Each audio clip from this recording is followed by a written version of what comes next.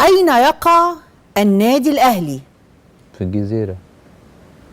أيوة بس هي جغرافيا المنطقة لها اسم تاني. أنا بعرف اليافطة الجزيرة. أيوة ما هي يافطة الجزيرة. الجزيرة دي بقى اللي هي إيه بقى؟ منطقة إيه؟ الجزيرة.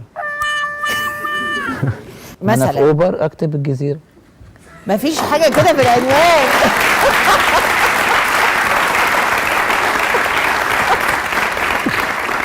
هل يقع النادي الأهلي في المهندسين أم الزمالك أم مدينة نصر؟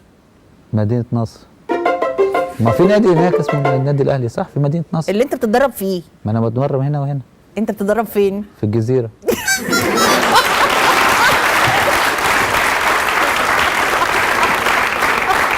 بص بيلعبنا والله العظيم علي معلول. لا. الزمالك. طب احنا لما نكسب لما يقولوا لنا تجيبوا حاجة يقولوا ايه؟ الدوري فين؟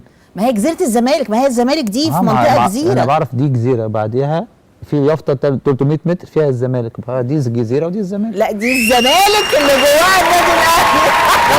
والله ما بهزر. وتابع بقى يا أحلى إخوات لعيون أخوكم الأهلاوي، بحبكم.